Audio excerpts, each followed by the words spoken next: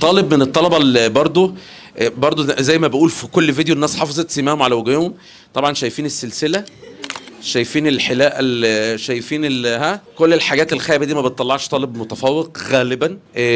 ولد متربي في اسره ريفيه محترمه، طالع عنده اخلاق عاليه، برضو من الناس اللي احنا محمد من الناس اللي كنا متوقعين لهم انه يجيبوا درجات كويسه. تعالى كده نعرف اسمك، المجموع، درجه الفيزياء، الكليه، وكلمه حلوه للبنا كده عشان في سندوتشات تحت. انا محمد عبد المنعم اسماعيل. 93.6%، 56 في الفيزياء، كلية هندسة جامعة دمنهور. وطبعا بفضل مستر محمد الوالد. لازم تقول الفضل لربنا الاول. الفضل ربنا طبعا، مفيش كلام يعني. محمد هو ما شاء الله 93% وجات لك هندسه دمنهور، وكل اللي بيجي لهم هندسه دمنهور بيخيم عليهم حاله من الحزن كده. طب احنا ممكن نكلم مكتب التنسيق يعمل تزويد اغتراب؟ والله كان نفسي. نفسك في ايه؟ تزويد اغتراب. ليه؟ عايز اروح جامعه اسكندريه. عايز تروح اسكندريه ليه؟ فيها اقسام اكتر، والله مش اكتر. فيها ايه؟ اقسام اكتر. ايه الاقسام الاكتر يعني؟ في برمجه بنات دمنهور اولى بينا. ماشي يا اخويا، عندنا اقسام حلوه بعد اذنك يعني. طيب طبعا احنا زي ما انا قلت في الفيديوهات سابقه برضو، جامعه دمنهور دي بتاعتنا ملكنا، فاحنا اللي نعلي من شأنها، صح؟ برضو عايزين نزود اغتراب. برضو على فكره ما شاء الله جامعه دمنهور، الهندسه بتاع دمنهور ما شاء الله بقى لها كذا سنه وبدا يبقى ليها نجاحات، وخريج جامعه دمنهور دلوقتي بيسافر يشتغل بره ومعترف بيها دوليا وكل حاجه. سيبك من الايه، من الهجس ده. انا عايزك دلوقتي تقول انا قلت ايه. انت من بلد ريفيه، مجتمع ريفي ده انا بحبه جدا لان فيه قيم وعادات وتقاليد. برضو عايزك كده تقول لنا الاب والام في حاجات معينه ثوابت كده كنت انت متربي عليها. وبرضو انا في حاجه بتلفت نظري في الريف، ان الطالب اللي بيكمل ثانويه عامه هو قدها، مش قدها بناقصها. احكي لي كده، حتى في الاسره حواليك، في البلد حواليك، اخبار الناس ايه؟ والله هو ممكن يكون بس يعني كل واحد بص للتاني شويه. يعني انا مثلا دخلت ثانوي ودي حلوه في المجتمع الريفي برضو. ان كل عين في بتبقى بيت اللي جنبه. فدي طالب في ثانويه عامه طبعا بيبقى. بنت خالتك عملت ايه في الثانويه العامه؟ انت عرفت منين؟ ما اكيد.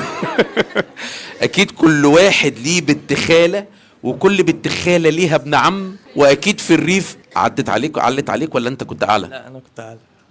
وده طبعا اتسبب في حاله سعاده الماما. لا والله خلاص طلعت اول مره. ماما طيبه انا عارف.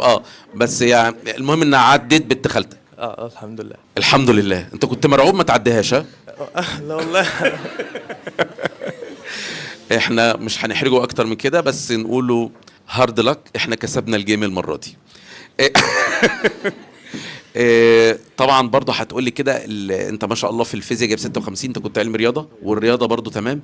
هل الرياضه بقى انت كانت بتعتمد على ان انت كنت شاطر في ثالثه ثانوي، ولا انت كنت شاطر من قبل كده؟ يعني احكي لنا السي في بتاعك. هي الرياضه محتاجه تاسيس شويه، يعني انت عشان تخش علم رياضه لازم تكون متاسس في الرياضه. لو ما انتش متاسس في الرياضه مش هتأدي فيها، ولو مش متاسس فيها برضه تقدر تشتغل على نفسك في ثالثه ثانوي، يعني ما مش دي الازمه يعني هو المفروض الطالب بيشتغل على نفسه، صح؟ مش المدرس هو اللي يشتغل. لا يعني المدرسين كده كده بتشتغل، بس الطلبه بيبقى يعني. انت الدفعه بتاعتك انت شفت نفسك، يعني انت كنت معايا من اول السنه يعني لحد امتى؟ يعني احكي لنا كده، انت كنت معايا من امتى لامتى؟ انا لحد قبل المراجعه بالظبط. انا قعدت في المراجعه. يعني المراجعه قعدت عملت ايه في المراجعه؟ انت قسمت انا حليت كتاب الامتحان كله تقريبا، غير الاسترشادي كله وكم اسئله من كتب تانية يعني. دايما بقول لهم انا بسلمك المراجعه، انا بسلمك لو مش عايز تحضر المراجعه ما تراجعش معايا، لان انا كده كده مسلمك الشغل كله تمام. فانت يعني من الاول للاخر ما قطعتش. يعني ايه اكتر شهر بقى حسيت ان انت لا طحنت فيه مذاكره؟ وانا بالظبط يوم 12/4 دي كانت بدايه بالنسبه لي الجد. يعني انا قبل كده كان يا دوب بحل الواجب بالظبط، يعني هو الواجب باخده بحله، كنتش بعرف. ده كل لقاءاتي مع الطلبه كده، يعني كلهم بيقولوا انا بعمل الواجب بس. هم مفكرين ان عمل، يعني انا عايزك كده تقول لي انت لما تيجي تعمل الواجب بتعمل ايه بالظبط؟ عندك مثلا بكره حصه فيزياء عند البنا، تمام؟ قول لي كده قعدت تعمل الواجب ازاي بالظبط كده، بتحكي لي بامانه، انت مش عشان هات كلمتين هجس وكده لا قول بامانه يعني، وفي الاخر تقول لي عمل الواجب كان بياخد وقت معاك قد ايه؟ هو انا كنت المفروض قبل ما احل الواجب كنت بقرا الدرس من الملزمه، بقراه مش قرايه بس، ما فيش لا خطوط ولا مش قلت لك ثبت ايدك بس كده؟ مش ما كانش في، ما كنتش بعمل الخطوط ولا اللي هو زي ما حضرتك كنت بتقول البنات لنا بيبقى معاه قلم فوسفوري وتقعد انت ما مش معترف لا بالكلام ما فيش الفارغ. الكلام ده. هو بالظبط بقرا الدرس قرايه سريعه، وبعد كده بحل الواجب، وبعد كده افتح الفيديو. بتقرا الدرس قرايه سريعه، بتكتب اكيد قوانين المهمه، وبعدين تحل الواجب، وبعدين بتعمل ايه؟ اسمع الفيديو. اسمع الفيديو بتاع حل الواجب، بعدين تسمع فيديو حل الواجب. ده في المتوسط فاكر كان بياخد معاك وقت قد ايه؟ والله هو على حسب الدرس، بس في الغالب يعني هو وقت الفيديو انا كنت باخده مثلا، يعني لو حضرتك حليته في ساعه انا ممكن احله في ساعه الا ربع، وبعد كده اسمع الفيديو على الوقت 2 كله اكس. عامل الواجب كان بياخد وقت قد ايه؟ حوالي ساعتين، ساعتين ونص. اقصى وقت وصلت له ممكن 4 ساعات مثلا. انا شايف في المتوسط مش اقل من 3 4 ساعات عمل الواجب. الكلام ده انت بتقول انت بدات تجد من 12 ل 4، يعني هل الواجب كان بياخد معاك برضو 3 4 ساعات دي من اول 8؟ لا لا لا، شهر 8 اصلا ده شهر دلع. ما ده دخلناش في منهج ثانوي اصلا. يعني شهر 8 احنا بنشرح منهج ثالثه اعدادي، فبيقول لك ده صعب.